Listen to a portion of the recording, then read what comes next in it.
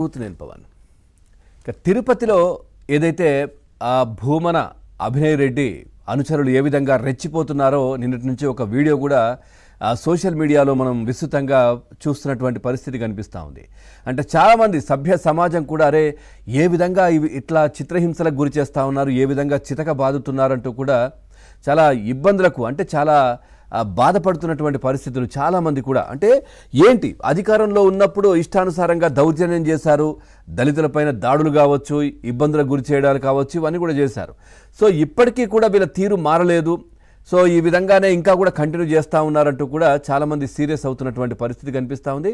ఇక భూమన అభినయ్ రెడ్డి అనుచరులు ఒక దళిత యువకుణ్ణి ఏ విధంగా చిత్రహింసలకు గురి చేశారో మనం చూస్తూ ఉన్నాం. ఆ పక్కన మనం ప్లే చేస్తూ ఉన్నాం. నిజంగా చెప్పాలంటే అవన్నీ చూయించడానికి చాలా ఇబ్బందికరంగా, అంటే ఆ యువకుడు ఒంటి నుండి పూర్తిగా రక్తం కూడా కారుతూ ఉంది. ఇష్టానుసారంగా చితకబాదినటువంటి పరిస్థితి, శరీరం మొత్తం కూడా కమిలిపోయినటువంటి పరిస్థితి. దాదాపుగా 3-4 రోజులుగా ఆయన నిజంగా చెప్పాలంటే ఒక 40-45 రోజులుగా నిర్బంధించారంట.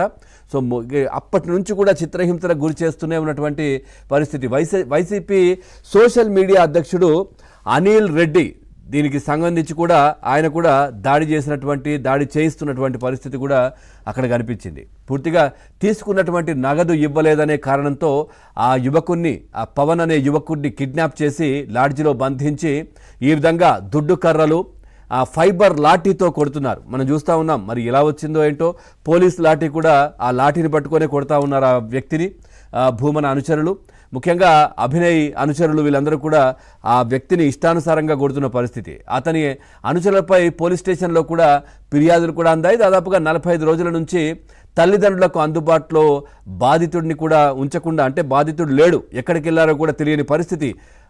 ఈ యువకుడు పవన్ అనే యువకుడు ఎక్కడికి తీసుకెళ్లారో తెలియదు. ఆ తర్వాత ఇట్లాంటి వీడియోలు తీసి ఆ పవన్ అనే తండ్రికి ఫోన్కు ఏమో అంటే ఆయనకు కూడా ఫోన్ కూడా లేదు అని కూడా తెలుస్తూ ఉంది. ఎవరికో ఫోన్, వాళ్ళ దగ్గర ఉన్నటువంటి వాళ్ళ బంధువులకో ఎవరికో ఫోన్లో ఈ వీడియోలు పంపించి చిత్రహింసలు చేస్తున్నటువంటి దృశ్యాలు కూడా అందులో చూపించారంట. ఇదేం పైశాచిక ఆనందమో తెలియదు. ఎందుకంటే వైసీపీ ప్రభుత్వంలో ప్రతిదీ కూడా వీడియో తీయాలి, ఆ పైనున్న వాళ్ళని సంతృప్తి పరచడానికి అవి చూపించాలి. మరి ఎవరికి చూపిస్తారు, ఏం చేస్తారో ఏంటో తెలియదు. మనం చూసాం రఘురామకృష్ణరాజు గారిని కూడా కస్టోడియల్ టార్చర్ సమయంలో కూడా ఆయన కూడా చెప్పారు, ఎవరో వీడియో తీశారు, ఈ వీడియో తీసి పైనున్న వాళ్ళకు చూపించారు, ఎవరికో చూపిస్తున్నారు, వీడియో తీసి కొడుతున్నప్పుడు వీడియోలు చూపిస్తున్నారని చెప్పేసి. మరి ఆ చూస్తున్న వ్యక్తికి ఇదేం ఆనందమో తెలియదు. అంటే ఇక్కడ ఒక వ్యక్తి బాధపడుతూ, ఆయన హింసకు గురవుతూ, ఆ రక్తం కారుతూ ఉండి, దెబ్బలు తగులుతూ ఉంటే ఆ పక్కనున్న వ్యక్తి ఎవరు చూస్తూ ఉన్నారు ఆ వీడియో కాల్లో అనేది నిజంగా దేవుడికే తెలియాలి. అంటే ఆ విధమైనటువంటి కార్యక్రమాలన్నీ కూడా వైసీపీ హయాంలోనే అధికారంలో ఉన్నప్పుడు కనిపించేవి, ముఖ్యంగా వైసీపీ పార్టీలో. ఎందుకంటే ఇప్పుడు వాళ్ళు లేకపోయినా కానీ ఇప్పటికీ అదే సాంప్రదాయాన్ని కొనసాగిస్తూ ఉన్నారు, కొట్టడం, ఆ వీడియోలు తీసి పంపించడం. ఈ విధమైనటువంటి కార్యక్రమం మనం చూసాం. చంద్రబాబు నాయుడు గారిని రిమాండ్లో ఉంచిన సమయంలో కూడా ఆయన లోపలికి వెళ్తున్నప్పుడు, లేదంటే ఆయన అక్కడ ఉండి పోలీసులతో మాట్లాడుతున్న సమయంలో, లేదా ఎంక్వైరీలో ఆయన కూర్చున్నటువంటి టైంలో అక్కడికి ఎవరు కూడా వెళ్ళరు. కానీ కొద్దిమంది ఆ రోత పత్రికకు సంబంధించిన జర్నలిస్టుల ముసుగులో కొద్దిమంది అక్కడికి వెళ్ళి ఆ ఫోటోలు, వీడియోలు తీసి బయటకు పంపించడం, ఇదంతా పైశాచిక ఆనందం. ఇట్లాంటివన్నీ కూడా వైసీపీ పార్టీకే చెల్లుతాయి అనే చర్చ కూడా జరుగుతోంది. ముఖ్యంగా ఈ విషయానికి వస్తే ఆ దళిత యువకుడిని ఏ విధంగా చిత్రహింసలకు గురి చేస్తున్నారో మనం ఇందాక వీడియోలో కూడా చూసాం. అతని ఏదైతే దీనికి సంబంధించి కూడా తిరుపతి ఘటనపై ఇటు హోంమంత్రి కూడా స్పందించారు, మంగళపూడి అనిత గారు. రౌడీ రాజకీయం చేస్తామంటే కూటమి ప్రభుత్వం చూస్తూ ఊరుకోదంటూ కూడా చాలా సీరియస్గా వార్నింగ్ ఇచ్చారు. ఈ ఘటనకు పాల్పడినటువంటి వారిని ఇప్పటికే అదుపులోకి తీసుకున్నామని కూడా చెప్పారు.